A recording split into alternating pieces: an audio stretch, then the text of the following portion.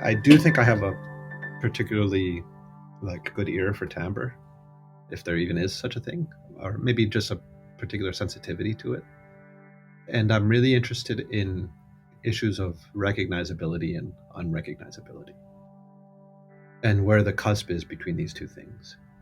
And because it's so subjective and it depends on the listener's experience and depends on the acoustics of the hall, and there's so many variables, I found that it's often underwhelming if you rely too much on one idea like that.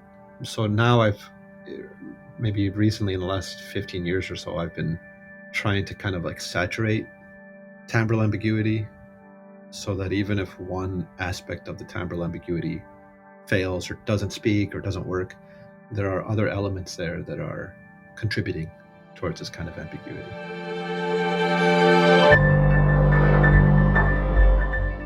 This is Music Maker with Tyler Kline, a podcast from Loose Leaf Transmissions.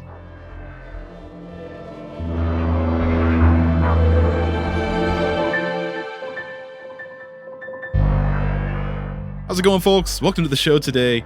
If you're new here, glad to have you along. My name is Tyler, and I'm a composer, a radio broadcaster, a podcaster. I do lots of other things. But mostly, really, I'm just a maker. And on this podcast, I sit down with other creatives to dig a little bit deeper into their journeys, craft, processes. Simply put, I investigate what makes these artists who they are. And of course, if you're coming back, if you've been listening, it's so good to see you again. On today's episode of Music Maker, I'm joined by composer Gabriel Bolaños. And folks, this is a conversation I've been so excited to share with you for so many reasons. Gabriel José Bolaños Chamorro is a Nicaraguan-American composer of solo, chamber, orchestral, and electroacoustic music. He frequently collaborates closely with performers and enjoys writing music that explores unusual techniques, structures, and timbres. He's interested in computer-assisted composition, auditory perception, linguistics, graphic notation, improvisation, and modular synthesizers. And Gabriel is currently an assistant professor of music composition at Arizona State University.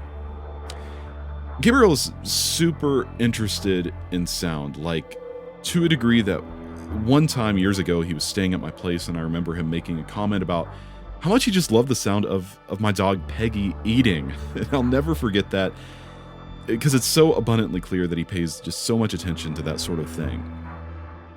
In this conversation, we cover a lot of ground, and we get into the weeds a little bit with some pretty academic topics, actually. But we begin by discussing how the guitar was Gabriel's entry point into music, of course his Nicaraguan roots and how that does, and maybe more importantly, does not influence his music, how he leverages computer-based tools to assist him in his compositional practice, and lots more. Also worth noting, there's some really incredible moments in this discussion that I just won't give away, but trust me, this is a super fantastic, thought-provoking conversation that you'll want to stick around for.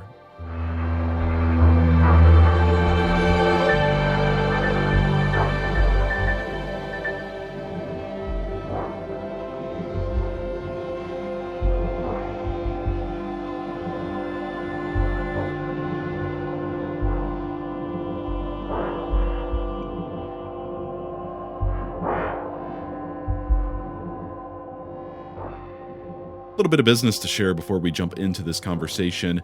One of the simplest and indeed truly the best way for you to support this podcast is by listening to this episode, listening to earlier episodes if this is your first one, and then also giving us a follow on your favorite streaming platform. That'll ensure that you get the newest episode as soon as it's released, and it'll be pushed straight to your device. Shout out to the Patreon fam. As of recording this episode, we've got 20 amazing Patreon supporters who make this podcast possible, and I encourage you to join them. It's a lot of work to put this together. It's a labor of love, but you can support what we're doing on Patreon and get early access to episodes when you subscribe for just $5 a month. And yes, that little bit of support goes a long way in helping me cover the cost of just a little bit of the tools I use to produce this podcast. Also, a few weeks ago, I launched a new Patreon exclusive feature called The Workshop, and that's kind of a space that's like an audio journal where I can share a little bit about my own creative process as it pertains to some current composition projects I'm working on. I'm finishing up a solo piano piece as of recording this, and I'm going to be kind of talking about the end of that piece and how I put it together real soon on the Patreon. So hope you can join. You can find a Patreon link and other ways to financially support this podcast on our website at looseleaftransmissions.com/support. Finally, an impactful and free way to help the Music Maker podcast is to spread the word. You can let a friend know who you think might enjoy this, but you can also leave a rating and even a review if you can on the podcast app that you're listening to this on. And the more of those that we have, the more visibility the podcast has, and the more that we are able to grow. So if you can take just a few minutes to do that, I sure would appreciate it. Okay, that's all I've got in terms of business. Now, on to my conversation with Gabriel Bolaños. Well, Gabriel, I think it's been a very long time since we talked. It feels like it's been a long time, but it's been really exciting kind of keeping up with you in the time since we last talked. And just want to thank you for joining me today.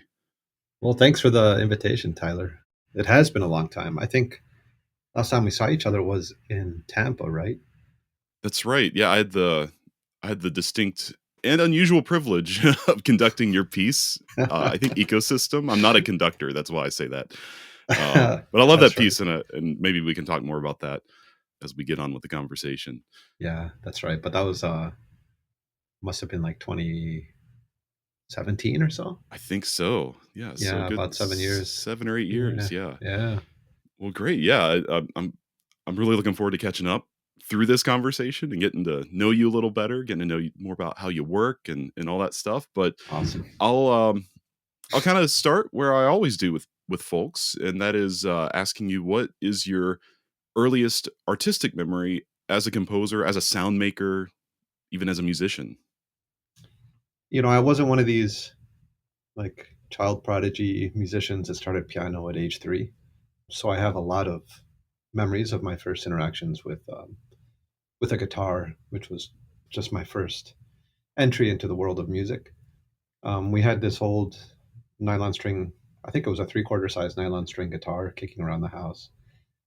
And I would just pick it up and mess with it a little bit, and no real rhyme or reason to what I was doing. But I remember at one point I accidentally, I guess, played a minor second, just 2 adjacent frets. And I remember it reminded me a lot of Für Elise. And there was this interesting click. And I was like, oh, you know, music is made of these things, these building blocks, or these very concrete things that you can create and recreate yourself. And, you know, I didn't really put it into words like that or anything, but it was just an interesting connection about, you know, the physicality of the instrument and then the resulting sound that came out. It's fascinating. Yeah. So you had this guitar kicking around your house, as you said. Did you have musicians in your family? Was music played on instruments in your household, or I'm sure not listening, really. Maybe. Yeah, there was a lot of listening. My mom, you know, growing up, she was constantly listening to music. My dad, not so much, but we were constantly, you know, always listening to music. But in my immediate family, there were no real performers. The guitar was my sister's. I'm one of 5 kids, and you know, I think being Latin American, you kind of have a guitar kicking around regardless of whether anyone plays it or not.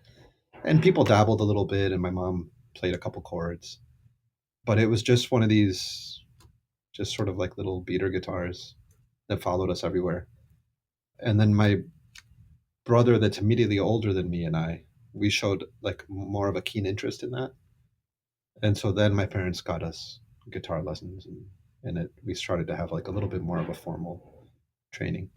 But at first it was all just completely ad hoc, just playing around, strumming and messing with it. Yeah, that's cool. I almost feel like that's maybe like a better way to start making music than, you know, the rigorous, like you said, I'm 3 years old, I'm playing the violin. You know, I didn't have that experience either. And I kind of found myself falling into music kind of on accident. My grandmother had like an organ in the house that was my version of the little guitar, you know. And yeah, just like being able to like just sit there and play on an instrument without judgment from anyone, like, oh, just a little kid just having fun. It's good. I think it was like you say, kind of a natural way of of going about it. And there was no pressure, no external pressure at all. And it was maybe also because I was ultimately the only one that really leaned into it and focused on it. It felt like it, in some ways, was kind of my thing.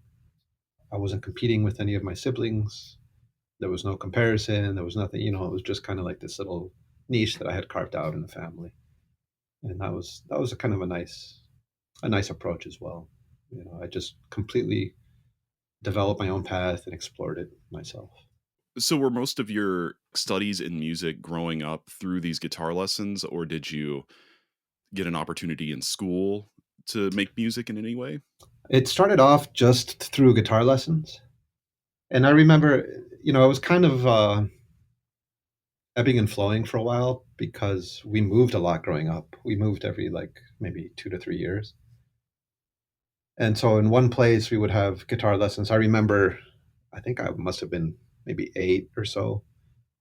And my brother and I got super into like rock music.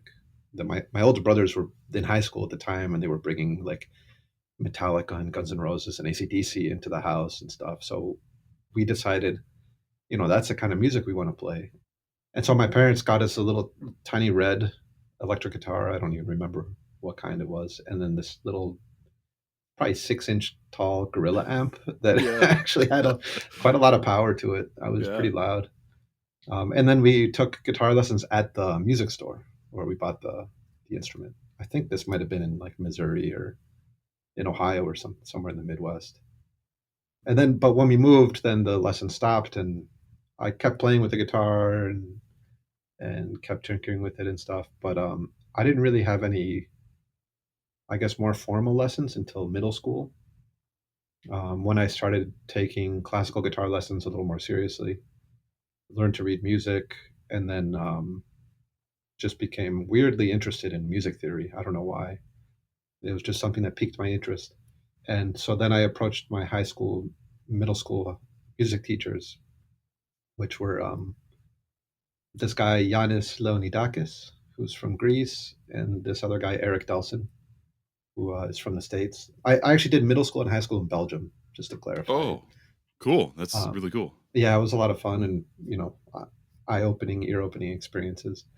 But both of them had very different sort of approaches, and I would learn from both of them. I started taking like counterpoint and harmony lessons from the Greek guy, who was much more of like the European school, and then I did a lot of analysis and score study with the American guy.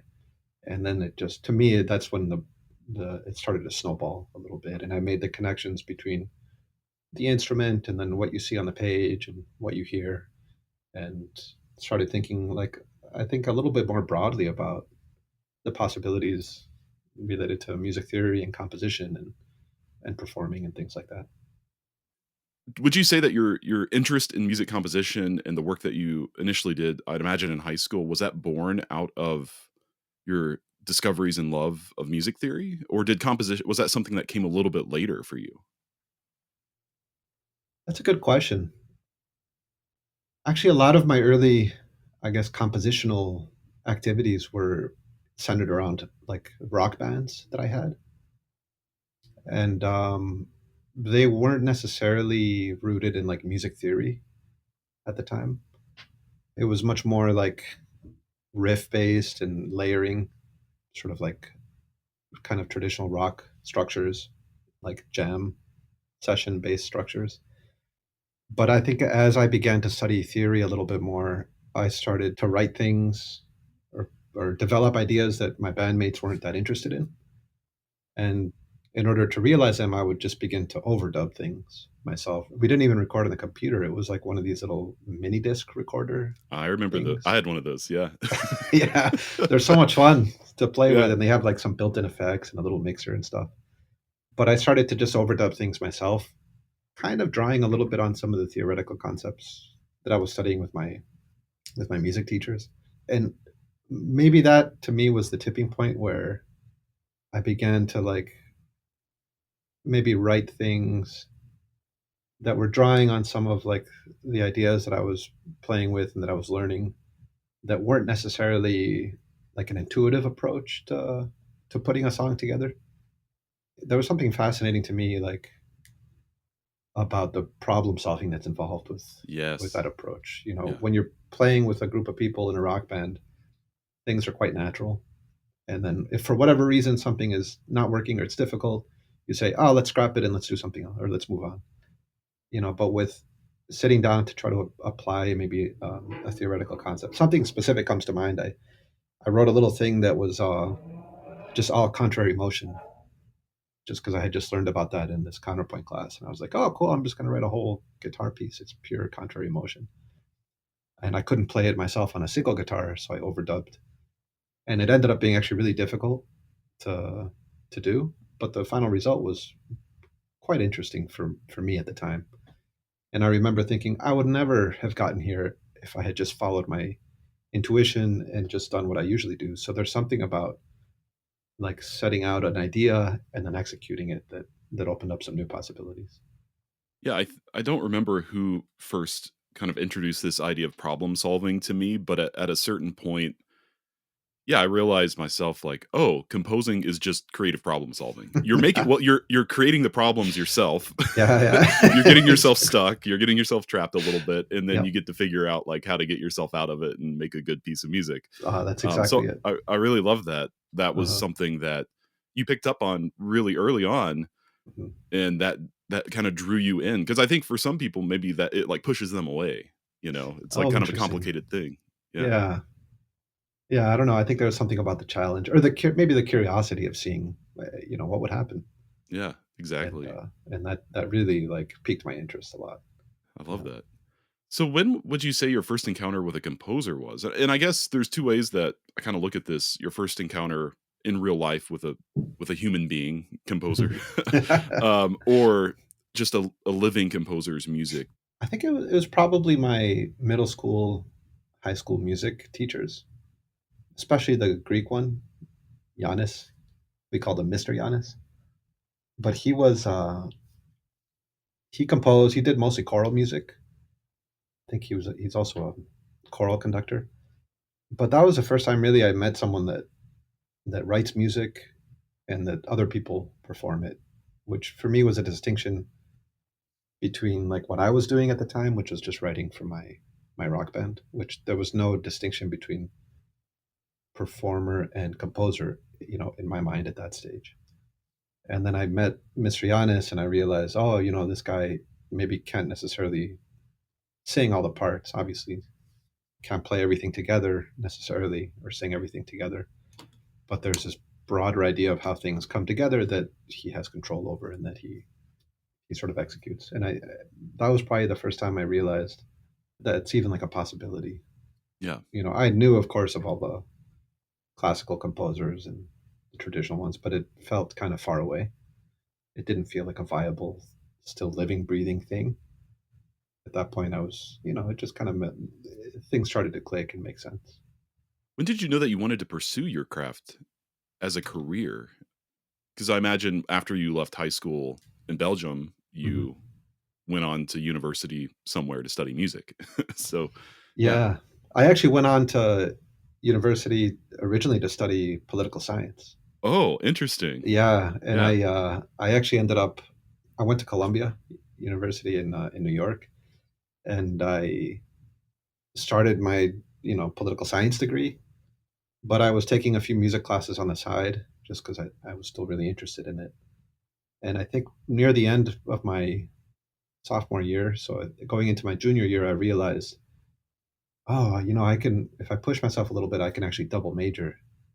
And I think because no one in my family, especially my immediate family, was musical or had any careers in music, to my parents, it didn't really seem like a viable option. I mean, they were absolutely supportive of anything. Sure. Yeah. My dad's mantra was always, it doesn't matter what you study, but you have to study something. So I felt like maybe that was just an internal pressure that I was feeling, like, oh, I have to do something productive with my degree. But at one point, I realized, it's what I'm really truly interested in, and I started just investigating what the requirements were for admission to grad school. And I realized, oh, I need to have a portfolio and I need to start being more serious about this. So I pretty much by the end of my college career, I just focused almost entirely on music. But then I had a little backswing after college. Like I graduated Columbia and I actually got a job on Wall Street for a little while working at a law firm. It Oh, was not like a fancy yeah. finance job or anything, but I thought, oh, okay, I'm going to make a little bit of money, try to save up a little bit, just see what happens, see if this is a career that I might be interested in. And it was okay. It wasn't too bad, but it really wasn't my cup of tea. I remember like late one night just sitting there making photocopies or something and just going over in my head, like, what's the game plan? Like, what's the goal here? What is it that I'm really trying to do? And I played through this thought experiment where I, went to law school and made a bunch of money and then retired early so that I could then focus on composing music. And I thought, well, just cut out the middleman. Let's just go straight to studying music and see what happens. And I just took a risk. I think I quit that job a few weeks later and then started seriously applying to grad schools. So were you composing while working this job, like the day job kind of thing? I Yeah. was, yeah, I was composing, playing a lot. I actually took evening classes at Juilliard. I studied some composition with Ryan Straber, who I think is known more as like an audio engineer, and just trying to keep things sharp and keep myself active in that world. Yeah. That's really interesting. And I've kind of struggled with thoughts like that myself, where, I work in radio, which is not too far afield from what we do as composers. There's still audio engineering and production that I do that's pretty much the same kind of creative process in many ways as writing electroacoustic music, for example, working in a DAW and all that sort of thing. And I kind of had that same thought once where it's like, well, yeah, I'll work a day job and I'll retire early and then I'll compose later in life, while still kind of, and it's like, that's not really going to work for me. I don't really like that. I haven't cut out the middleman yet, but still composing.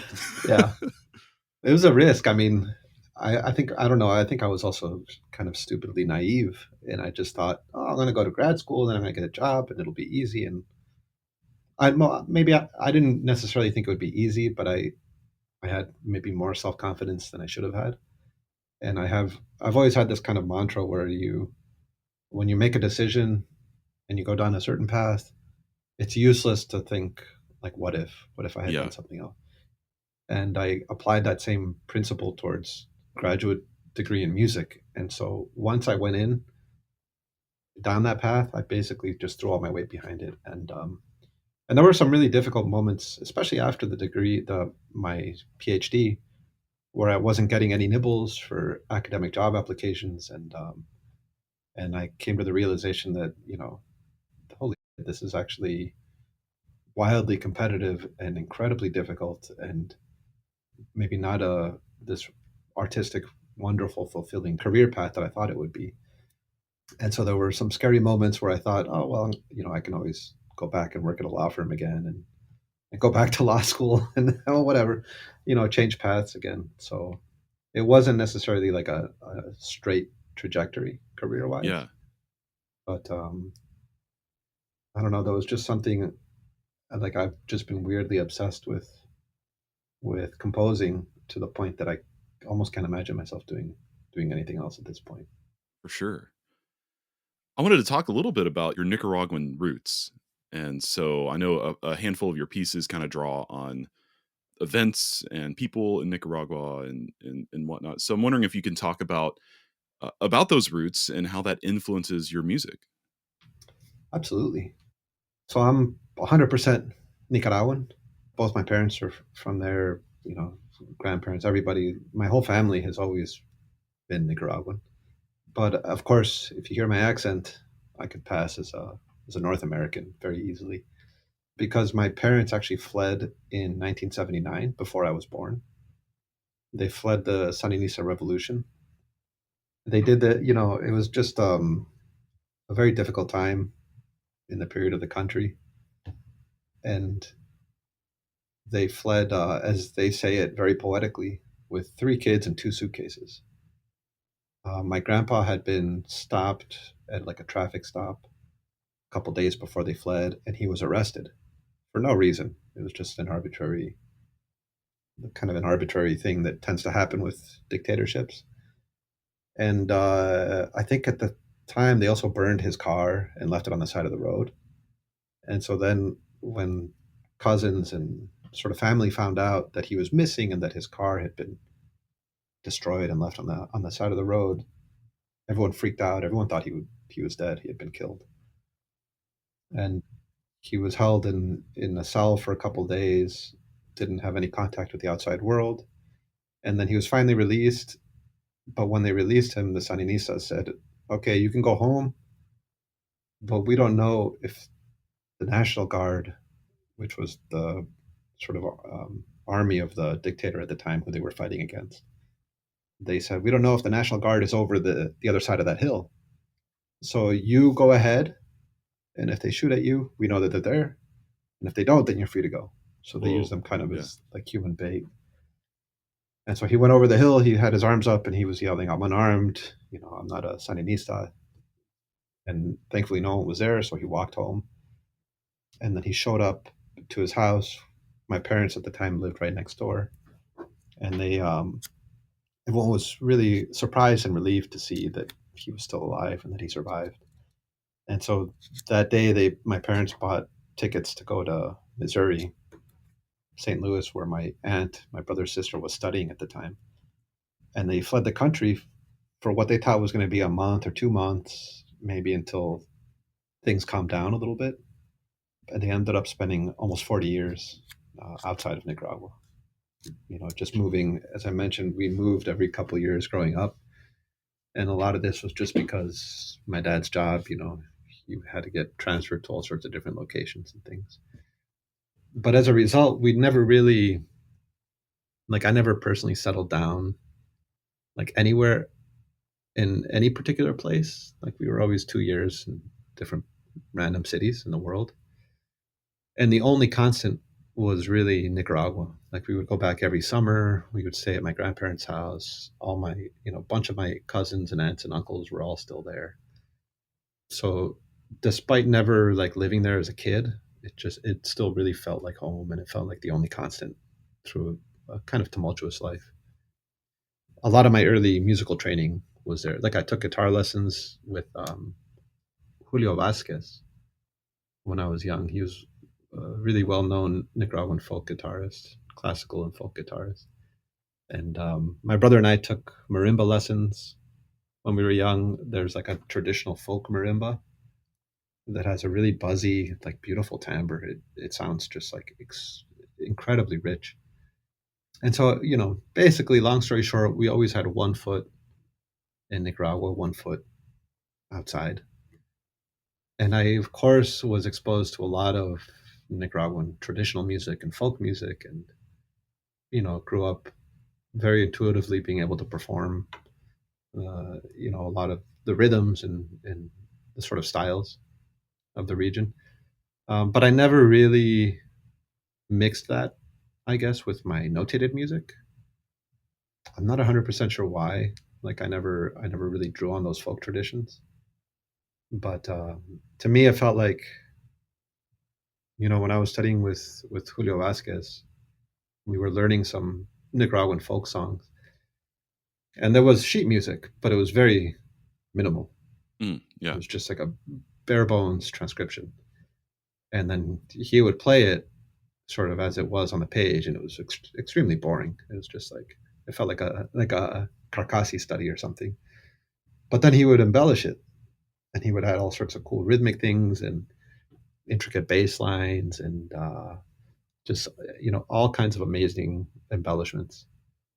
And to me, that's what became the most interesting aspect of it is the most interesting aspect of the music, is what's not on the page necessarily, but the sort of performance practice that's surrounding all of the folk music. And I was never convinced that that could be captured through notation. And so I, to be honest, I've always been almost annoyed at people that try to take, especially Latin American folk music, and then put it in this cage and presented in a concert hall with highly polished instruments, with performers that have no idea what the performance history, like the performance practice history is. To me, it seems really weird for some reason, like disrespectful to Yeah, the folk music. sure. And so, I've never, for some reason, never even attempted to kind of resolve that issue. But there have also been instances where that's what people expect to hear when they hear my music. So it's been a little bit of a, I don't know, like a strange thread through my compositional career. People sometimes expect to hear these Nicaraguan folk tunes, but they're not really there. And the only time I've even gotten close to incorporating one is in a recent piece that I wrote, Nosotros hemos puesto los muertos, which is a sort of meditation on the political crisis in Nicaragua. And in this case, I use like a really abstracted quotation of not even a folk tune, but more of like a popular tune. And even that felt a little strange to me. Yeah, I didn't quite feel comfortable. Like I did it, and I think it worked well in the piece, but it definitely was not the central feature of the piece. It was kind of like a little hidden Easter egg that only Nicaraguans would be able to pick out. I see. Yeah. It is interesting though hearing you talk about, going back to kind of the ornamentation and then the folk marimba that you're Mhm. describing you're talking about how you love the timbre of it. It's like a kind of an unusual buzzy sound. Yeah, And now so much of your work is timbre oriented. I mean, that seems like kind of an interesting thread to me. I think you're absolutely right. There's something really rich about, I think, the timbral vocabulary in folk music. The singers are often not, classically trained. Yes, they're not conventionally trained, so their voices are really idiosyncratic. The marimba, of course, is a wild instrument. If you've never heard a Nicaraguan marimba, I recommend it. It's kind of shocking. They put they had these resonator gourds, and then they put a little piece of like some, traditionally it was lambskin and beeswax over them. And so when the gourd over a little hole drilled into the side of the gourd, so when the gourd vibrates, that little piece of that little membrane sort of flaps back and forth, and it creates like a really intense buzzing sound Mm, that to a lot of tourists sounds like bad. They think it sounds noisy, but it's very much intentional. But I think you're right. Maybe that kind of early exposure opened me up to a new realm of like timbral possibilities. But there was never, yeah, I've never felt any direct like. To me, they almost feel like two separate musical identities that I don't like to mix too much. I can appreciate that because, some people, like you said, they kind of lean into it in a way that maybe it's authentic, but maybe it's also like kind of taking advantage of people's expectations in a certain way. And I can really appreciate the deliberateness of what you're describing. Yeah, I appreciate Yeah.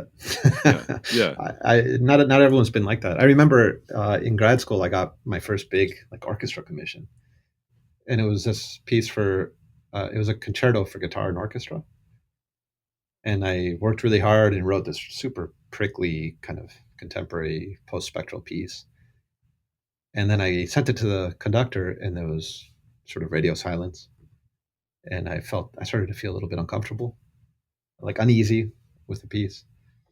And then finally, like after a couple emails or calls, she finally wrote back and she's like, "Well, thanks for the piece. It's really interesting, but we were expecting something like a lot more Latin American when we commissioned it." And oh, I melted. I just felt like so bad.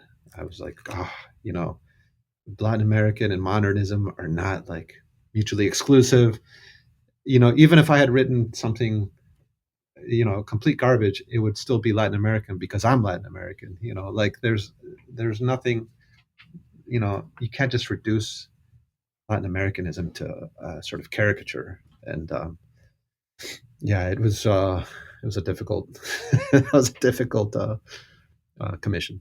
Yeah. Do you feel like that's the moment you started thinking about these things and kind of compartmentalizing the two identities you're describing, or had you May- thought about that Maybe before? that Yeah. that strengthened that compartmentalization. much more than before. But for me, it was almost like it's always been separate. Like there's never been any desire to try to like take the folk tradition and notate it or present it to like a non-folk ensemble. I don't know why. Like it does literally seem like when you see like a sad lion at the zoo or something, Mm. and it's just like, oh, this thing has to be free and it has to be out there doing its thing. But now it's just here so that some people can kind of enjoy it in relative comfort at the expense of the lion's, comfort. Yeah, that's how I've intuitively always felt about it. Yeah, but I think that experience definitely strengthened the separation between those two. Yeah, I can understand that. Yeah, I had when I first left grad school, this is nowhere near like, you know, what you're describing, but similarly, when I left grad school, I came back the next year at USF and gave a presentation on my music and talked a lot about, my roots in Kentucky and how that indirectly like kind of goes into my musical thinking. But, I'm not presenting my music's not bluegrass, for example. It's Mhm. not folksy in any way. And one of the professors sitting in the back, he was kind of always a curmudgeon, I guess I'll say, and always posed like these, I wouldn't say inappropriate questions to guests, but it almost felt like he was trolling people, in seminar. Yeah. And he asked me one of those questions, and he was just kind of like, you're talking about your music and how you're from Kentucky and all this kind of stuff, but your music just sounds globally generic. Can you explain that? Oh, no. And I was like, first of all, I don't even know what that means. Globally generic. Yeah. And then second of all, my only response to him, which actually shut him up, all I said was, well, Morton Feldman was from New York City. And he was like, okay. That's Like, fantastic. that was like enough of, he was just wanting to joust a little bit, and I'd Yeah. satisfied him, so. Oh, that's funny. That's a good response too. Yeah, because, who would ever think? I mean, it doesn't matter, right? So, Yeah. so, so sticking with this kind of Nicaragua vein, though, you've done a lot of good work, presenting new music there, and you were co-founder and artistic director of Nicaragua's first new music ensemble. So, what was the experience of forming this like, and how was the group and the music that you programmed? How's that received by audiences there? That was an incredibly fun project. Just to give a little context, that was right after it was when I was finishing my dissertation.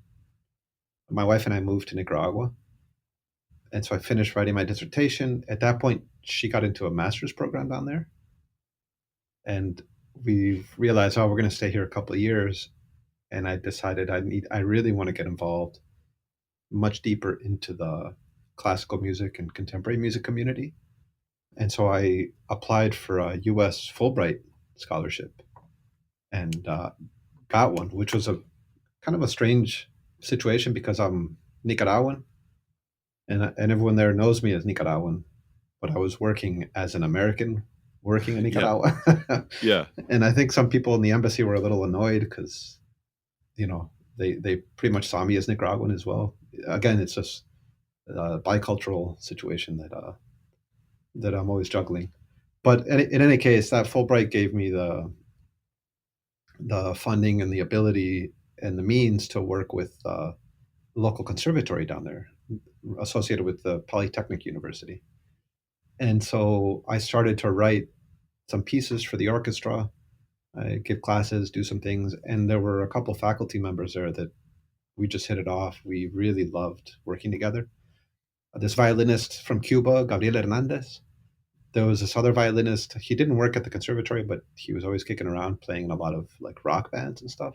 This guy, Osman Delgado, a violist, Julio Medina, and then the cellist, also from Cuba, Gabriela Barroso. So there were three Gabriels, two Gabriels and a Gabriela in this in this little group, and they formed a string quartet. And so I started to write this sort of long multi-movement string quartet for them. But at the same time, I was hanging out with a bunch of other musicians, and I really hit it off with this guy Guillermo, who's he's like formally trained. He studied at the Royal Academy of Music in London, and he's Mexican and Nicaraguan. And he started this really amazing group down there called Momotombo, which was nominated. I think he was nominated for Latin Grammy a couple years ago. So he's really active, like in the pop music scene. But he wanted to start writing some chamber music, and so I told him, why don't we join forces? We can start like helping each other out, working together with this group. He recruited a bunch of other collaborators, like some visual artists, people that do like intermedia and multimedia work, graphic designers. He eventually recruited a bunch of other performers, and we started this project called Proyecto Eco, which was both an ensemble but also like a presenting organization. And so we presented concerts with conservatory orchestra, for example.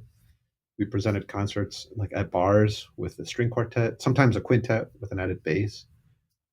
We presented at like various cultural centers, like in the country, and it was mostly pieces that he wrote and that I wrote. And then occasionally we would invite this flutist who graduated from Berkeley with two E's, the one in Boston, Juan Rosales, who's also a good composer, and he wrote a piece for the orchestra. And so slowly we were kind of creating this really interesting, essentially like collective that was just exclusively focused on contemporary music, mostly by those three composers, and then occasionally a few other pieces by other Latin American composers. And I was like really amazed at how well received the music was, the concerts were. It was absolutely incredible. Like everywhere, we'd be at a bar playing, and obviously you'd have to amplify the quartet, but people would actually like stop talking and drinking and hanging out and sit back and listen for kind of extended periods of time, and then talk to us and ask questions. And they were super into the sort of modernness of it. Mm. And then at larger, more formal venues, people were very, very open and amenable to what we were doing. Some of the tunes were a little more traditional. Some that I wrote in particular were like hyper experimental, to the point that I think most audiences, in the U.S. would probably be uncomfortable listening to them. But I think maybe because there were not a lot of expectations about what a classical, in quotes, what a classical concert should be, the audiences there seem to be just much more open to whatever happens. I think in total we probably had maybe like 3,000 audience members, like at the various different concerts that we put on. As a little spin-off from that project, my wife and I started this live music concert series in our home in Granada, Nicaragua, which is this really old, beautiful colonial town. And we called this series Palenque en Vivo because we lived on Palenque Street. So it's just Palenque like live. And we would put on essentially two of the same concert. One where we invited the wealthy Nicaraguans who would very generously pay a lot for a ticket and for some drinks and some food. And then we would have an open concert, just open to the public, funded by the other concert, the first concert that we put on. And then people would just come and go, and they would listen and just enjoy the music. And I felt like at the time that both of these projects, Proyecto Eco and Palenque en Vivo, were just getting started. They were just flourishing. And then at that point, my wife and I decided, it was probably time we left Nicaragua. I was starting to apply to academic jobs more seriously. And then immediately after that, there was just a horrible political crisis in Nicaragua, and the whole country shut down. And unfortunately, everything with both of these projects and a lot of these performers has just been kind of on hold for a little while. But it was overall just like an amazing experience. I also had to learn, kind of like you mentioned, I'm not a conductor, but I had to learn to conduct. Yeah. Sort of by force. I presented my crazy prickly piece to the conductor of the orchestra down there, and he's like, "Oh yeah, great, you conduct it." He didn't want he didn't want to learn how to do all that Yeah. nonsense. So it was also just a good technical experience for me. Yeah. I find when you're like building those things from the ground up, you're always kind of forced into doing stuff you don't know what you're actually doing. And it's a good learning experience, you know. It's like, because I learned how to I didn't I didn't learn how to conduct with your piece specifically, but that was one of the only handful of times I've publicly conducted. And it was great. It was a It's good learning experience. it's a really good learning experience, and it colors how you compose. If you know more or Exactly. less how to put the piece together, you can make more strategic decisions on the compositional side of things. One thing that was really interesting, I think, with these projects in Nicaragua was that because I was collaborating like with Guillermo, and he's much more in the realm of like pop music or rock, or I don't know really what to call it. He has a lot of experience putting on like huge shows, kind of festival like shows in giant stages at the beaches, and drawing thousands of audiences. So he had a lot of connections with local businesses and breweries and cultural centers and everything. And watching him do his work and finding funding for a lot of these concerts, and just sort of selling this idea of you know contemporary music for orchestra. And then we would be talking to like a marketing person at the beer company, and they'd be like, "Why does anyone care about contemporary music for orchestra?" And then this guy Norodi was just super charming, and he would just like you know just pitch this incredible, beautiful, like utopian view of blending of the past, the traditions with what's coming in the future, and technology with contemporary techniques. And it's great for the musicians, and it's great for the audiences. And he would, the way that he kind of spun this beautiful story about the value of this kind of art was exceptional. And that was, to me, probably one of the best learning experiences for that kind of entrepreneurial approach of putting on your own shows and organizing things from the ground up. I'm always interested in hearing about, the experience of contemporary music elsewhere in the world because I've really only experienced it here in the United States, as a composer and as a presenter and a curator. And I get the feeling that audiences maybe almost anywhere else, I mean, probably with a good number of exceptions, but thinking like Europe and Nicaragua, it's like people like those expectations that Americans have of what contemporary music is that they seem to just not exist. And that's I don't know. I will concede I don't know anything about Nicaragua really, much less the classical music scene there. uh, So yeah, I mean, I think you're right. There aren't as many expectations, and I think people might not necessarily associate classical music with a certain kind of history or repertoire or anything. And I also think that there's a kind of openness in Nicaraguan culture that people just spend a lot of time outside, like out of their houses, in the streets, just hanging out, doing, so whenever there's any kind of event, you get a lot of people that just show up just out of curiosity, just to see what's going on. And there seems to be like a much more like similar to the European sense, like a lot more emphasis on shared spaces and public spaces and shared experiences and things like that. People don't just go to work and then retreat back to their homes and watch Netflix and stuff. It's there seems to be like a little bit of a cultural difference where even if it's not what they expected, they still kind of enjoy it. yeah. Like, because what else are they? There's to them it's as interesting or more interesting than whatever else they would have been doing at the time. So I think there's maybe also kind of a less saturation of like distractions and possibilities that makes people maybe a little more amenable to experiencing these things. But it's curious that you mentioned that, because I remember like the few times that I've had pieces played like in Europe, in France in particular, and had the opportunity to go to the concerts.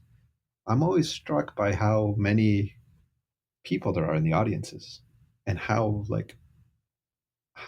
different they are. Like people went to some of these concerts with like kind of younger children and like old couples, and it's almost just like going to the movie theater in the States. Like you just see kind of a huge swath of society, and they come, they enjoy the music, or maybe not enjoy it, I don't know, but they come, they experience it, then they all kind of leave. And there's it doesn't seem to be as much of a specialized thing as it is in the US, and I'm not sure why that's the case.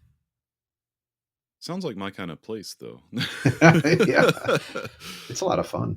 Yeah, Yeah, yeah, that would be really refreshing to experience that in a broader sense here, because I yeah, feel like we're not quite there. But I will say we're getting there. A lot of good stuff is happening. So yeah. There's a lot happening in the yeah, US. yeah. So we kind of touched on your work with timbre just the littlest bit just shortly ago, but I want to ask you more directly about this. And in your bio, you say that you enjoy writing music that explores unusual structures, and I imagine that's from like a form and narrative sense, and then timbres, so the sounds that you use.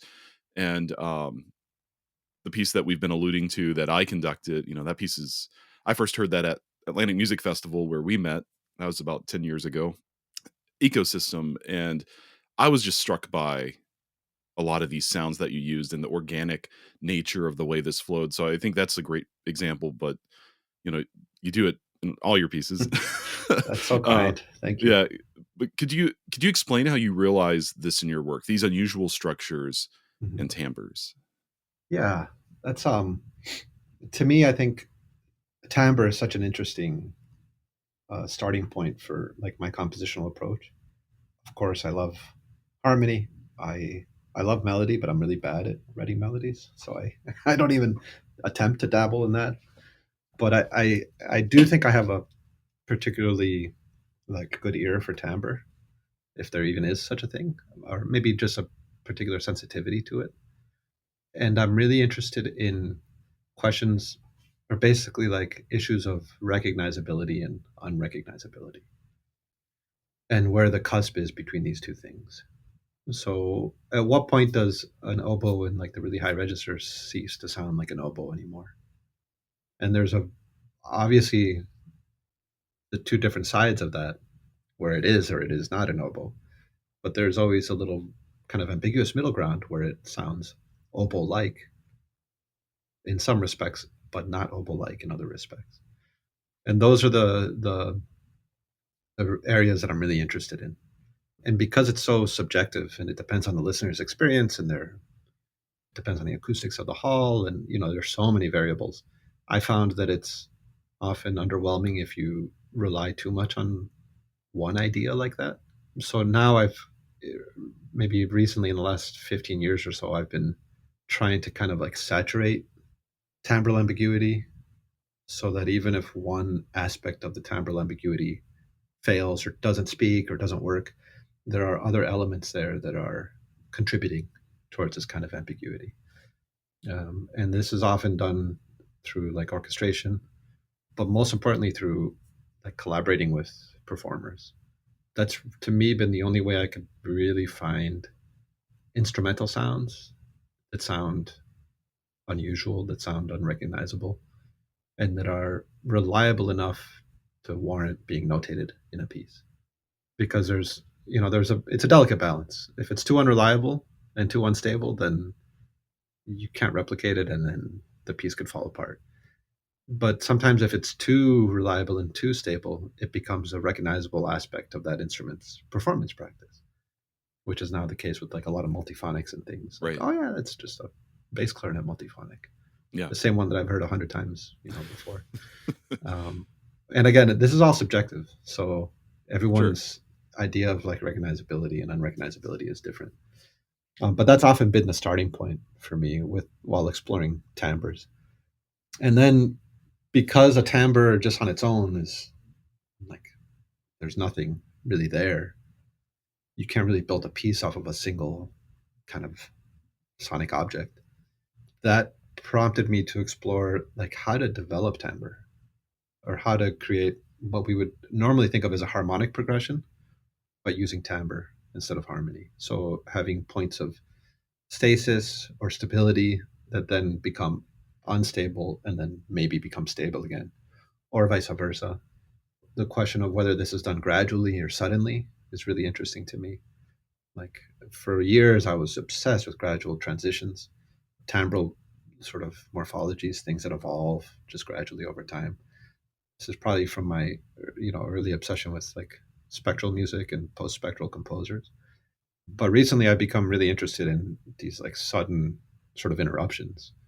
So you start sort of process, and then something happens that just completely throws you off, and now you're in a completely different world. Like the metaphor I love to think of is like just switching the channel on the TV or flipping a light switch. There's one stream of things going on, and then boom, you're in like a different space altogether. So those are the structures that I'm interested in. Is like, how do you then take what I think is just subjectively an interesting sound, and then how do you then take that and create some kind of narrative with it, and sort of develop it so that it's not just a sound floating in space and not doing anything. And that's been like the ultimate challenge for me, especially in the sense that what I was just talking about, that to me it's nice if it can be replicated again. If the piece is performed a second time, it would be nice that it's more or less like how I intended it to be. Where do you think this desire for ambiguity comes from? Does that stem from anything in particular, or is it just maybe you just like it? Yeah, that's a I mean, good I like question. it. So yeah, I think it's maybe I get bored with like highly polished recordings and like overproduced recordings, just because everything is placed so perfectly, and you can hear all the voices perfectly, and everything is transparent. And to me, that's like, it's like playing poker but then showing everyone like your cards. Like there's no magic anymore. You can't play with expectations. You can't sort of hide things, or mess with things, or bluff in different ways. And so I like that ambiguity sort of lends itself to maybe multiple different possibilities, and depending on the listener, that could go in like many different directions. Like it could remind someone of a particular timbre could remind someone of like a jet whistle, or of a dog, yelp, or something, and then it has all these sort of unexpected extra musical associations. But if a sound is easily recognizable, then it ceases to have any kind of magic, and you just think, oh, that's X or Y or Z, you know. But if you don't know quite what the source of a sound is, I think you're more amenable to opening yourself up to like certain realms of new possibilities, and certain like potentials that might not otherwise exist. Well, if everything is concrete and if everything is grounded, then it's, I don't know, it's not that interesting to me. yeah, no, I hear what you're saying, and I love the sentiment, and I feel the same way, because some of the best pieces.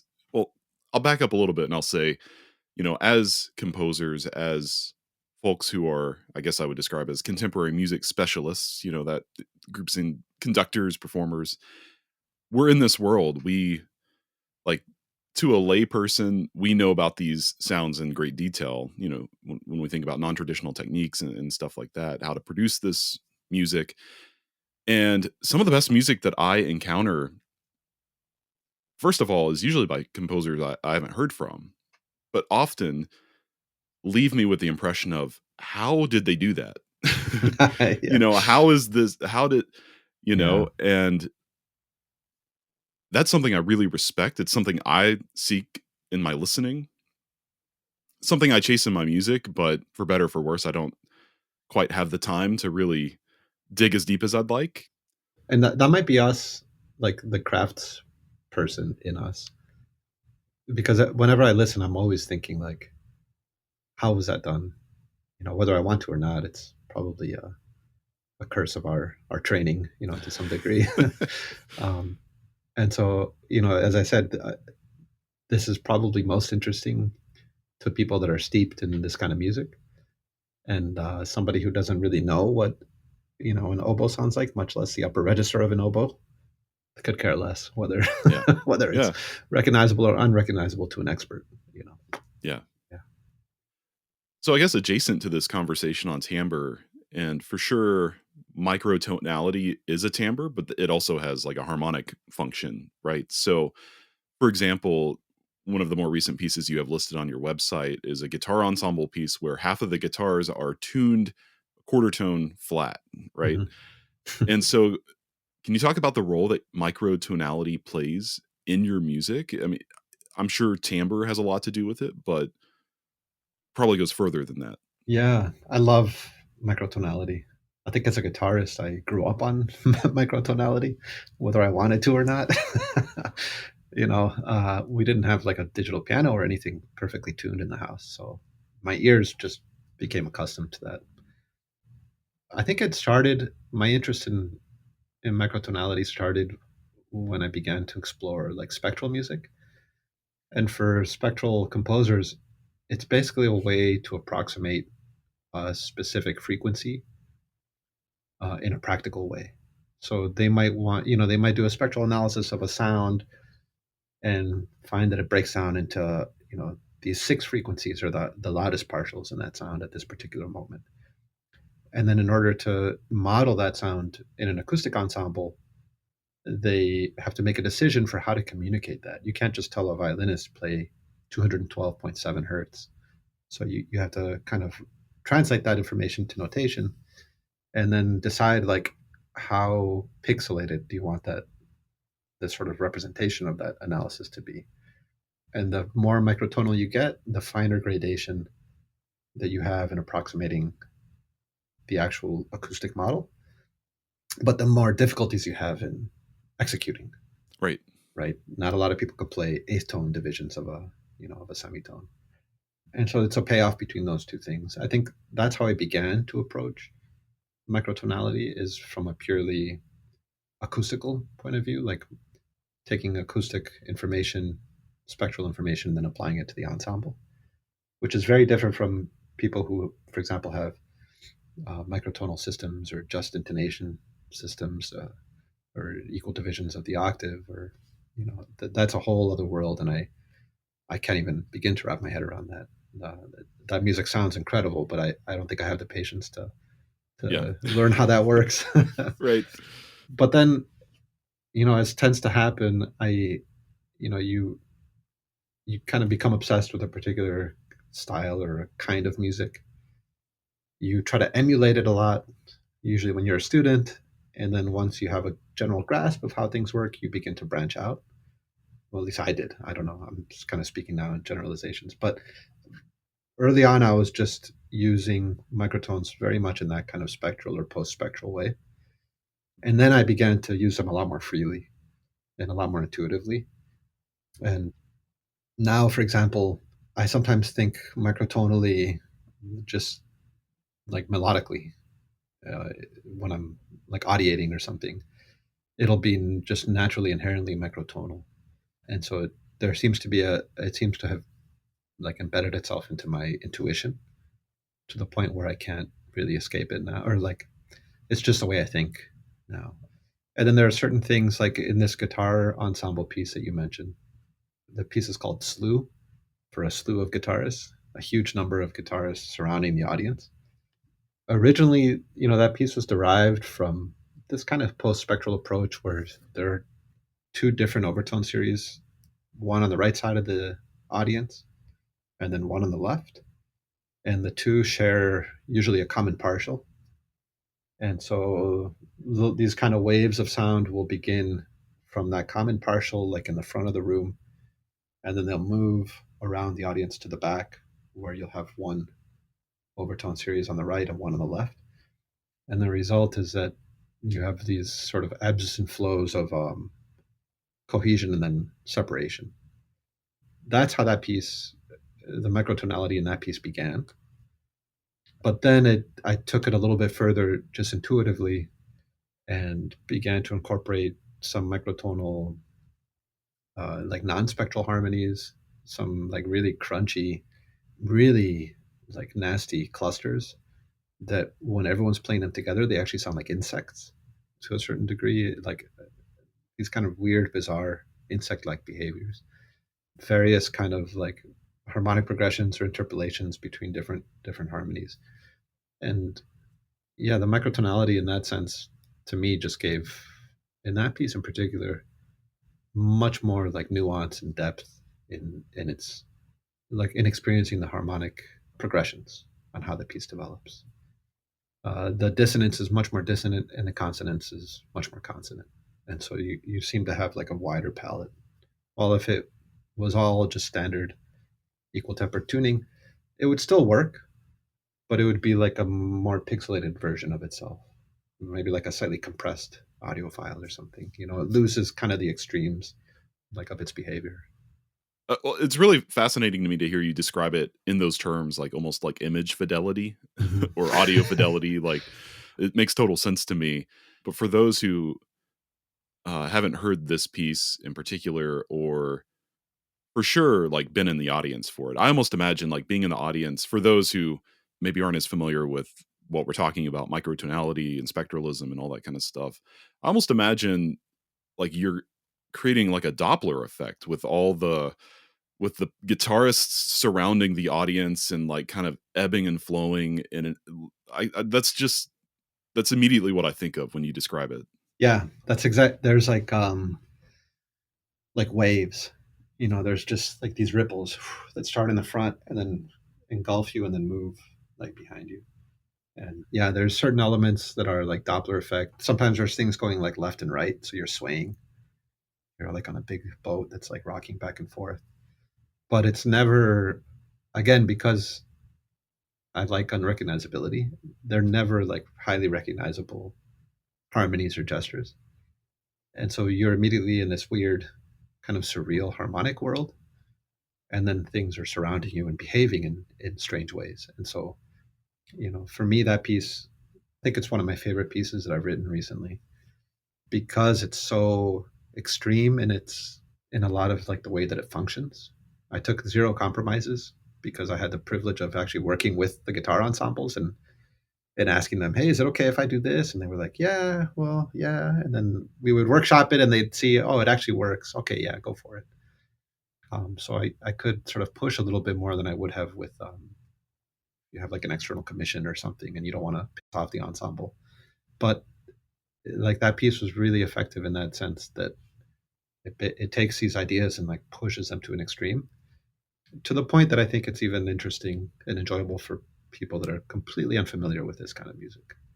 Like it's such an immersive experience, and it's in some ways so clear in its behavior that even if you don't know what's going on, you can still follow the general gist of it. It's like a Xenakis piece in that sense. Like it's visceral. You know, you could never have set foot in a concert hall before, but you hear a Xenakis piece and you can feel it. You know what the intention is, you know, behind the gestures. Yeah. I think the idea of doing like not doing it halfway, like going all the way, doing that extreme version, and that being like people being more receptive to that versus if it was just like, oh, I'm just going to dabble in this and like Yeah, kind of appease people, you know. That's a exactly. really interesting idea. And I think it would have suffered a lot if it had been like a more modest version of itself. That's a really good point. You know, I don't know if it's always worth going to the full extreme because sometimes the idea doesn't pay off. And then you have like a wildly difficult piece that takes the performers a long time, but that it isn't even that interesting. You know, I've definitely written pieces like that before. And so I think in this case, I did have a lot of confidence that it would be worth it. I did like a whole mock up myself. I played it and recorded it on a DAW, and I knew the pacing and I knew exactly what I wanted. And so I felt confident enough to kind of ask maybe for more than what was originally offered. Mm, And thankfully, it paid off really well. that's great. I want to ask you more directly and perhaps tie up everything we've talked about so far with this question. And that is, What would you describe as the primary pillars of your creative practice? That's such a good and such a difficult question. I know. I ask everybody, so I'm only being fair. um, I think they change over time. I often like to explore new things, but at the moment, probably the last 5 years or so, I'm really interested in like using technology to inform my compositional process, and whether that's like technology during like the compositional or pre-compositional work, computer assisted composition, or using a DAW or something to sketch, or whether it's technology in the piece itself during live performance with fixed media or live electronics or whatever. I really like using technology to do things that would be impossible to do otherwise. Basically, looking at what the limits are of a particular idea or a particular technique or a particular approach, and then seeing if you can go beyond those limits with the aid of technology. And I found like a lot of satisfaction in that.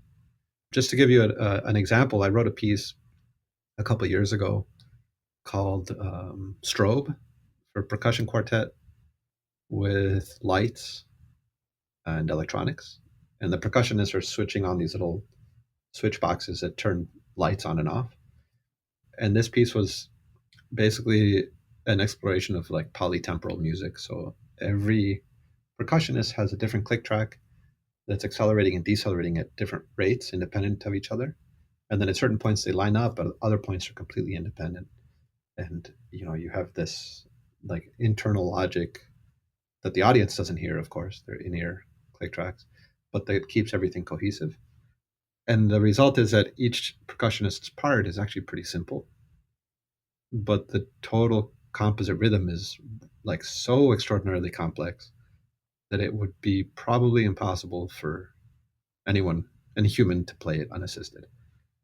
While with the click tracks, you could probably get an advanced high school percussionist to play each part, and it would be fine. So in that sense, and the lights are meant to sort of give the audience a visual cue of the polytemporal structures and how they behave and how they move and develop over time. So that's just kind of enhancing the perceptual aspect of what's going on. So it's not just little clicks and percussive sound. You have a sort of aural and a visual indicator of these rhythmic relationships. And so that, to me, that's like an example of using technology to do something that would be either highly difficult or impossible to achieve or to realize any other way. And then using it to communicate the ideas much more clearly and directly to the audience. And I really like that, that to me, that's a really satisfying use of technology. And this often trickles down to a few other pillars, which are, a lot of times this results in music that isn't easily notated. And so that has led me to kind of explore and investigate new notational strategies that reflect those kinds of ways of thinking. That often also led me towards like audiovisual and multimedia art. So now I've gotten really into playing with the relationship between what you see and what you hear. So there's been kind of that has led to a cascade of a few other different ideas that continue to sort of color and pollinate my thinking. Yeah. What would you say is I'll say an artistic object. What is an artistic object? Like a piece of music, a song, a book, a piece of art, anything along those lines that you would describe as kind of changing the way that you think about your work, but also maybe even kind of like broke the world open for you, like introduced you into new universes of thought, that kind of thing. I think the first one for me was the Rite of Spring. Okay, yeah. It was going back. I had mentioned my middle school and high school music teachers. The American one, Eric Delson. We spent probably an entire semester in my high school music class analyzing the Rite of Spring, and really meticulously. Everyone bought a score. It was the first like score that I had gotten, my first study score, whatever. And I was had kind of conservative musical tastes at that point, and I used to think I didn't like 20th century, 21st century music, and then really getting to know that piece. And it's, for me, what struck me the most was that there are these massive forces at play. Of course, it's like a powerful and visceral piece, but then Stravinsky also has like such a keen eye for the most minuscule like detail. And I thought, like, it's mind blowing that it sounds in some instances almost improvised, or like so natural and so fluid, but then everything is meticulously crafted, to enhance these gestures and these ideas and the harmonies as much as possible. And that really just like struck me. It's this idea that it's not one or the other. It's not the kind of intuitive big picture approach, but it's not the tiny, nuts and bolts of the craftsmanship. Yeah. It's the combination of those things that I really took away. And then of course it's just an amazing piece. Like that's probably one of my, deathbed pieces, like Rite of Spring, some Messiaen and some Bach. It's kind of cliche and I hate to say it, but those are like three of my all-time favorite, composers and influential pieces. And then I think maybe just not a piece in particular, but an experience that had like a really formative impact on me. Also in high school, and again, I was kind of a little bit, let's say, militantly traditional, if you could say. I was just really arrogant, and I didn't think that contemporary music was that interesting, strangely. And we got to go see like Boulez conduct.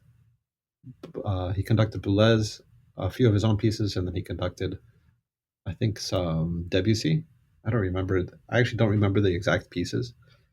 And we got to sit in the like choir rafters or those little benches. Oh, like behind the orchestra? Yeah, Yeah. exactly. So we were watching Boulez conduct.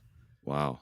And it was like I went into the concert thinking, yeah, the Debussy is going to be my favorite piece. There's no way I'm going to like the Boulez. I was already convinced of that. And then I left with a sort of little bit of a crisis because I had actually enjoyed the Boulez much more than the Debussy. And it was just amazing to watch like the artistry and how alive he made the music. Like the way that he conducted was so precise and so visceral and so also like full of energy and emotion for what I thought was kind of emotionless music incorrectly at the time. I thought, oh, these are just academic exercises. They're really like, it's not like truly saying anything. But then watching him breathe life into it that way, really, really struck me, and it gave me. I think that kind of opened the door a little bit towards me being more amenable towards 20th and 21st century music. It sticks with me just being there and watching, like he does those weird little wrist gestures. Yeah. Yeah. And it's almost jerky at times, but it's incredibly precise. It just blew me away. It was like such a formative experience for me. It's amazing. Yeah, I was super lucky to see that. Yeah. So you've brought up and kind of mentioned your work and your interest in computer assisted composition, and I'm really interested in kind of digging a lot deeper into this. When did you first become interested in this? And could you kind of break down what it is exactly and there's a myriad of ways that you can use computer assisted composition. You've mentioned one way. Can Yeah. you kind of talk us through this?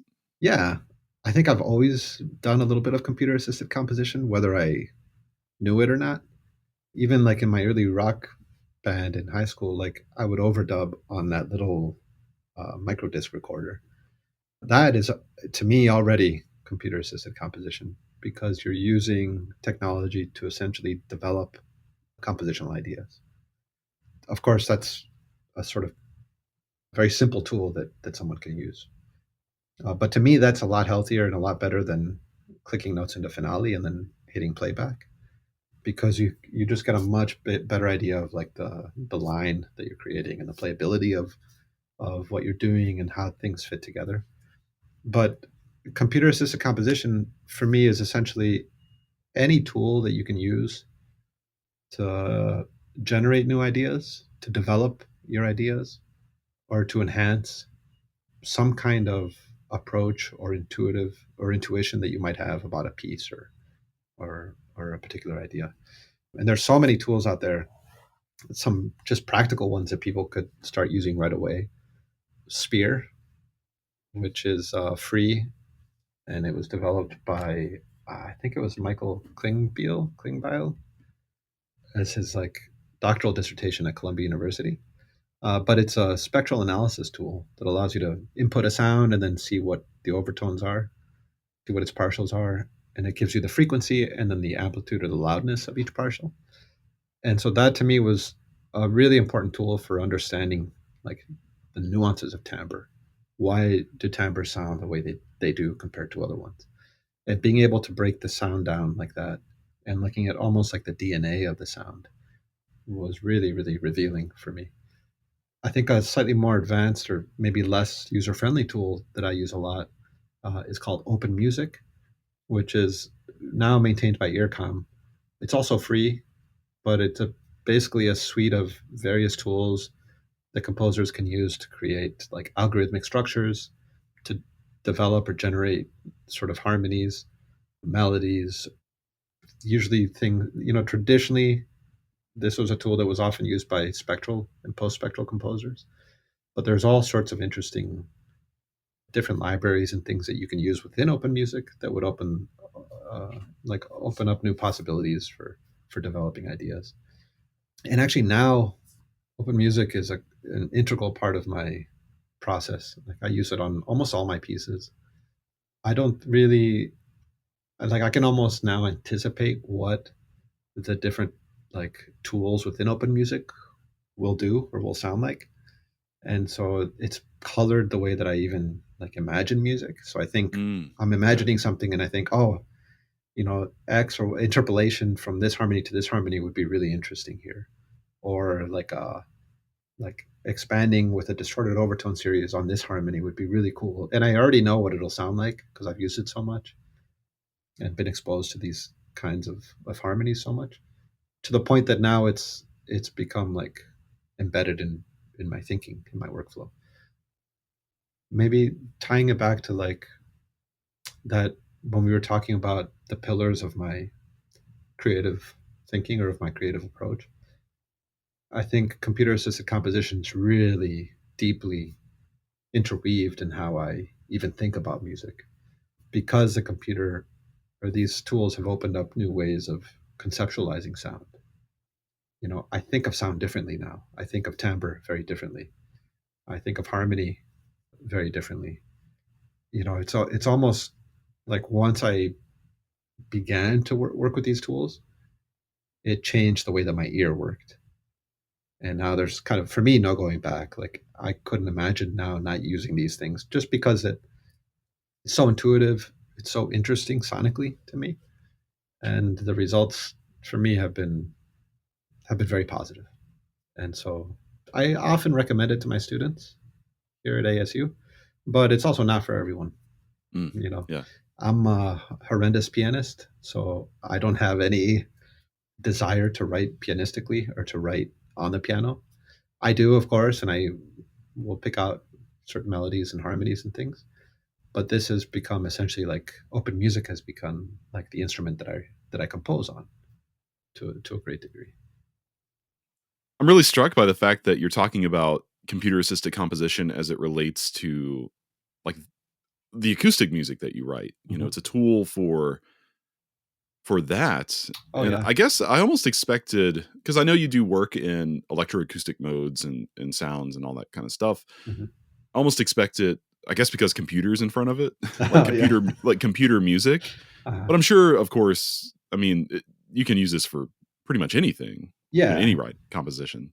Absolutely. And I think it's much more natural to use technological tools for computer music or for electronic music, just because you're usually writing it on the computer already, or you're producing or developing your ideas in a DAW or in Max MSP or whatever. So that's not such a big leap. But for me, I use it mostly for my acoustic music, in fact, as you said.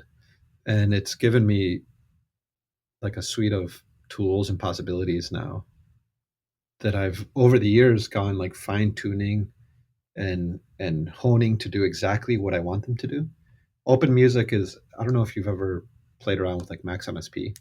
Yeah, I have. So it's kind of similar in the sense that it's an object oriented programming language. They're like these little objects that you connect, and then you can tweak how they behave depending on how they're interacting with each other. And so it's highly customizable. So, what I like about it is it's kind of a blank slate. It doesn't do any of your thinking for you. You almost have to either set out to discover something new and then evaluate whether it's worth, whether you like it and it's worth your time to keep exploring it. Or once you have some experience, coding and open music, you can create tools to fit like very specific needs that you have or that you want. And actually, a lot of the things that I use it for now are things that I used to do by hand, maybe like 10, 12 years ago. I would like figure out all these harmonies and using just pen and paper and a calculator, for example, working with frequencies and ratios and rates of change and things like that. And then after maybe an hour or two of like calculating, I would have the harmonic progression. I would play it at the piano, slowly because I'm a bad pianist. And then I would have to evaluate whether it's something that I wanted to use or not. And that's so incredibly tedious. And it also, I think, is subconsciously affects your decision making because you spent so much time generating the material that if you don't like it, you think, oh, I wasted all that time. So you might be a little bit more subconsciously inclined to want to like it, to justify all that work and all that effort that you've already put into it. And so I think the effortlessness of evaluating certain procedures and then being able to play it back and instantly hear whether it's something that you want to use or not is liberating for me. Yeah. And it works beautifully because I mean the results are beautiful. Thank you so much. Yeah. It's taken a long time to fine tune it. I mean, it's pretty much like an instrument. You have to practice and tweak it to what you need it for. But of course, as you mentioned, there's kind of a blurry line between computer assisted composition and computer music. And I think for me, the distinction lies often in like the kind of thinking that goes into the music. I have a really good friend and a mentor, Rodrigo Sigal. He's a Mexican composer. He's a director of CEMAS, the Mexican Center for Music and Sonic Arts in Morelia. And I once showed him an electroacoustic piece that I was kind of proud of, and I thought it was really cool. And then, he looked through it and he listened to it, and then he said, just because you use Microsoft Word doesn't mean that you're a technologist. And that, it clicked right there. I was like, just because you use a particular tool doesn't mean that you're applying technological thinking to the output towards the piece. And so I think for me, it's important to distinguish between them.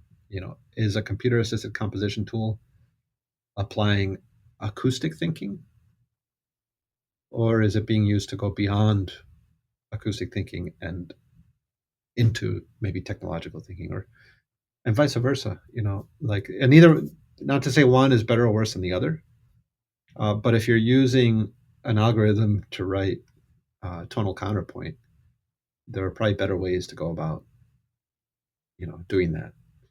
I don't think you need a it's worth studying counterpoint. You don't need to write a program that can do that for you. I mean, whatever, there's a technical feat to that's interesting for some people, but for me, it's using an algorithm to do something that you might not otherwise do intuitively or with your acoustic training.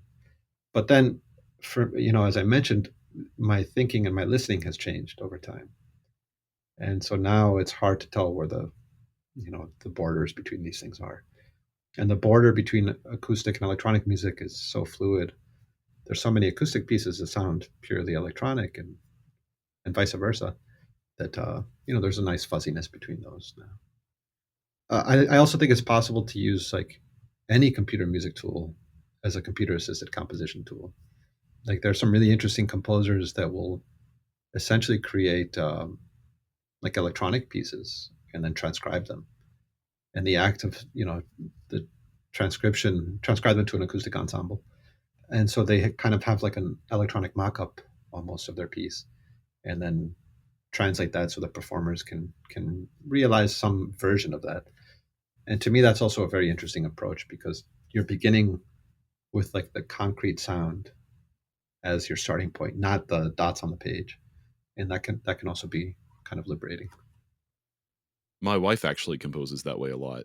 Really? Which is, it's been really interesting to see her kind of happen upon that and kind of do that more and more and develop that through her work. And That's so cool. it works really well for her. That's awesome. Way better than like the way I do it, which is just like pluck things out on a piano. Hope for the best. Hope for the best. Yeah. Well, I hope this is good when I put it together. So. Yeah, I know that feeling. Yeah. So I want to be sure that we touch on this one interest you list of yours, and that is exploring auditory perception through your work. You talked about this a little bit with your guitar ensemble piece Slew and kind of the antiphonal nature of it. And I at least I think that's what you were kind of describing, was this idea of auditory perception. And I know in the piece we've talked about, through this conversation, ecosystem, that involves kind of like whispering in the, at least at the premiere, it was like in the balcony. And that was like a very interesting element to that piece. So I imagine that you leverage electronic elements in some regards to achieve this a lot of times. But of course, the two examples I just mentioned were not electronic. So could you just discuss this a little more, this exploration of auditory perception? Absolutely. I think at its simplest, it's just having a much more careful awareness of how a particular idea will be perceived by the audience. I mean, it sounds kind of stupid and reductionist, but so many times when we're in the weeds of composing, you lose sight of what is this actually going to sound like in the hall or in the space or in the installation, whatever you're working on. And I think for me, the easiest way to ground myself and making sure not to lose sight of that has been through a better understanding of how we perceive sound, how acoustics work, and then how sort of actual sound waves enter the ear and are deciphered by the cochlea and then deciphered by the brain, etc. And there's some really interesting phenomena, like sound localization is a really complex and interesting, feature of human hearing because we have two ears on either side of our head. And then basically the width of your head means that sound arrives to one ear slightly before the other if it's not perfectly center. If a sound is coming from off center, there's what's called an interaural time difference and an interaural phase difference. The phase between the two sounds is also different. And that can often be used to account for how we localize sound in space. And then certain little things like there's this thing called the equal loudness curve, which means that we don't necessarily perceive different frequencies as being the same loudness, even though they might physically be the same like energy levels. So that has a lot of interesting implications for orchestration. There's certain cusps of like perceptibility between like what's the smallest interval, for example, that can be distinguished. That has really interesting implications also for manipulating whether something is perceived as one thing or two things. And then I don't know if you've ever heard of the virtual fundamental, but it's a really fascinating phenomenon where if you play like the upper partials of an overtone series, of a harmonic overtone series, your ear will automatically fill in the fundamental. And so you'll hear a frequency that is actually not there and something that doesn't exist, but you hear it like abundantly clearly. And this is just, your ear has heard that so many times that it knows to expect the fundamental to be there. And so it just fills in the missing information. And so these are all things that, again, a lot of spectral composers and a lot of electroacoustic and electronic composers have drawn on for many years, since like the 60s and 70s. And they can lead to some pretty interesting musical implications especially when you're talking about like saturation of material, like how much is so much material that it suddenly ceases to be individual voices and it becomes like a sound mass. Like where is that limit? And it's different for everybody, of course, but it raises a lot of interesting questions that are very pertinent towards creativity and towards the resultant sound of what we're trying to achieve. But for me, it's been most important in just constantly grounding me to think, like, what is the actual perceptual implication of this? How will it be like physically perceived by an audience member alongside everything else that's going on in the piece, or things that came before or after it? And then once you understand that a little bit, I'd like to then take that kind of to an extreme. And especially if I want something to be particularly salient in a piece, then I take some of these theories or some of these concepts and I sort of prepare that moment using these things that might be kind of a subconscious way of engaging with the sound or with the music, but they have really powerful sort of perceptual and experiential features nonetheless. So, you know, it's a tough question to answer in the sense that every piece is a little bit different, but most generally, it's just this like keen obsession with how does something actually sound, which is funny that as composers, we're often worried about so many other aspects of our craft that's not always at least for me, it wasn't always at the foreground of what I was thinking of when I was composing. Well, I'm sure that you can maybe speak a little bit to how at least you believe your music has been perceived in regards to, I guess, perception. But it makes me think back to what you said earlier about your guitar ensemble piece. It was like so extreme to that like anyone could walk in and like actually understand it and experience it in a really fulfilling and meaningful way. And it's almost like maybe as composers, instead of being really concerned about the technicality of things, if we just think about like the perception of it, like in the space, it's like maybe like that's what we need to think about. I think it's at least an interesting thing to think about. Yeah, I mean, you hit the nail on the head with, with that guitar piece. Like that's the exact connection. There's other things in that piece that are drawing on psychoacoustics and perception. Like, sometimes the overtone series might blend, and you might perceive it more as a timbre than as a harmony. This is an interesting perceptual like phenomenon. This question of like the localization of sound in space, of course, but as you say, it's like neither of these things on their own produce an interesting piece or an interesting narrative. It's then how do you use those tools to then like give more form, give more structure to the sort of musical ideas of what's going on. It's almost like an orchestra, like a sense, in a sense, like orchestration. It's like you have your idea, now how do you execute it? Like, and these can be really interesting theories for executing your ideas in a little bit more precise and like cohesive ways, and just having a little bit more awareness of how what your intention is, how it'll be like received by the listener. Yeah. I feel like we could talk about this all day. Oh, it's such fascinating. Such an interesting topic. Yeah, it's really incredible. So at the beginning of this conversation, you were talking about your your idea that like, well, maybe if things don't work out, you can go do a law firm, work in a law firm and like do that kind of thing. And then you said, but I really can't imagine doing anything else. Well, I'm going to ask you, what do you think you would be doing if it wasn't your art, if it wasn't composition, any of that? I've thought long and hard about this. After my PhD, I was applying to academic jobs to teach composition at universities, and I was getting no responses from these applications. And so I got into business with my brother, buying and selling real estate in Florida. And I was like cold calling people, asking them if they wanted to sell their house or not, which I'm a kind of a shy person. So that was a challenge for me. And it just made me realize like, oh, there's just like, I know to survive, you need to generate income. That's just like the reality of it. especially in the modern world. We can't just go off and live in the forest and, you know, live on berries and squirrels and stuff. But there was like a kind of, to me, a sort of existential crisis of like, how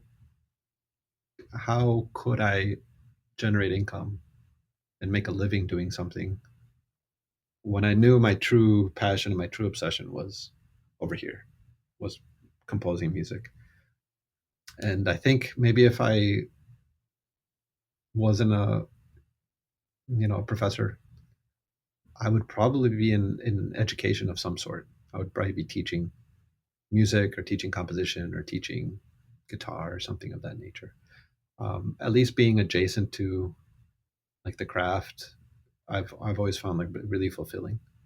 And I've always, for pretty much as long as I can remember, have been teaching guitar lessons or music lessons and things like that. And I find it really enjoyable and engaging. And it also kind of pollinates and colors my own musical thinking. There's something really satisfying and enjoyable about teaching an absolute beginner the fundamentals of whatever notation or scales or music or whatever, because there are things that we now take so much for granted that we almost don't even realize what the like inherent questions or like idiosyncrasies or illogical aspects of the system are. While a beginner will be like, well, why is it this way? That's ridiculous. Why isn't it this other way? And so it kind of like, force in some ways force you to reevaluate and to think about the inherent biases in the system. And I think if I wasn't a professor, composition professor, I would probably just be a music teacher in any capacity. Yeah. Yeah, that's probably it. So you've mentioned a few of your computer assisted composition tools already, but is there a single tool or a set of tools that you use in your practice other than that you think everyone should know about and that everyone else could benefit from? Um, I would say maybe rather than like an actual tool, is to get away from any kind of MIDI playback when trying to evaluate, especially for acoustic music. I see so many decisions made, and I used to be the same way. I used to compose like into finale and then hit play and hear what the result was, and that always led me astray. There's so many things that are unaccounted for, and it's like putting kind of blinders on so that it only interprets like frequency, approximate timbre, and approximate loudness. That to me, that's a really dangerous like habit to get into. So I would encourage any composer, especially younger composers, take the time to develop like audiation skills so you can hear what you're writing away from the computer, away from the piano, and that'll pay dividends like in the future. And then in terms of my own maybe compositional tools that I use, I wouldn't even think it's like I don't think it's a single tool or a single collection of tools that's been most helpful to me. It's actually like changing approaches that I find to be most useful. Like sometimes I'll compose on the guitar, just on pencil and paper, and that opens up new possibilities. Sometimes I'll compose on the piano, and that opens up other possibilities. The computer assisted composition tools I mentioned, Open Music and Spear, even Max MSP, or whatever digital audio workstation you're using, will open up other possibilities. Every tool has kind of its inherent advantages and its inherent biases. And so I think if you have fluency in going between a few different approaches, it could be really healthy to maybe discover some new possibilities and to not rely too much on a single thing as a crutch. But more than a single tool, I would just really advocate for having a suite of different approaches and switching it up all the time. Yeah. Have your toolbox. Have for your all the toolbox. tools. There you go. No, That's I love exactly it. Uh-huh. My final question, and again, this is the final question for everybody, and your chance to kind of talk about any closing thoughts, anything you really want to. It's as broad as you want it to be. What is something that you've never had a chance to share or say about your art that you've always wanted to share with people? Mhm. I guess I used to be a little like self-conscious of my lack of early formal training. As we mentioned, I wasn't one of the 3-year-old piano prodigies. Far from it. Yeah. And pretty much even through part of like my doctoral program, I always felt that was something that was lacking in me. But it's actually now I'm realizing that it's actually an interesting advantage, or maybe a different perspective that I can offer. That lack of formal training, especially very early formal training on the piano, for example, is what actually opened my ears towards different ways of thinking and different ways of listening. So opening up new possibilities, things that might be a little bit less like conventional approaches in music composition. I think we're all a result of the random, idiosyncratic, strange path that I took myself, as a kid and as a young adult. I would almost think that it's okay. It's kind of nice to have a unique background and a unique training, and it's not something that I'm like ashamed of at all. It's something that I think brings something different, something new to the table. Yeah. It's such a beautiful and poetic way to end this, and actually something that I have to remind myself of too. So Thank you. I appreciate that. Gabriel, this was an amazing conversation. It's been really great getting to know you a little better, hearing about your process, kind of getting in the weeds quite a bit. I mean, some people might be listening who might be like, "What are they talking about?" But that's okay. I love it, and just want to say I'm grateful for your time and for doing this. On the contrary, Tyler, thank you so much. This was a lot of fun, and I'm really glad that you thought of me and that you invited me on to talk about some of this wacky stuff that we do.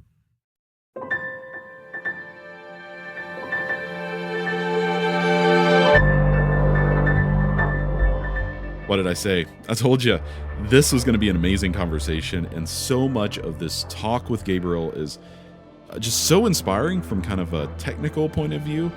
And I really thought it was a real treat to sit down with him, and I know that I'll be listening to this again myself and getting more out of it in the future. Gabriel Bolaños is online at gabrielbolaños.com. I'll have a link to that in the show description, and I do encourage you to visit that link because you'll be able to listen to so much of the amazing music that we discussed today that Gabriel has composed. I'm Tyler Kline, and thank you so much for joining me for this episode of Music Maker. Music Maker with Tyler Kline is a production of Loose Leaf Transmissions, made for all ears.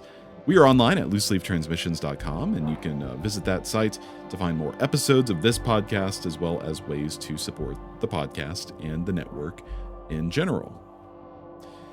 That'll do it for this episode of Music Maker. Until next time, take care. I'll see you here for the next episode.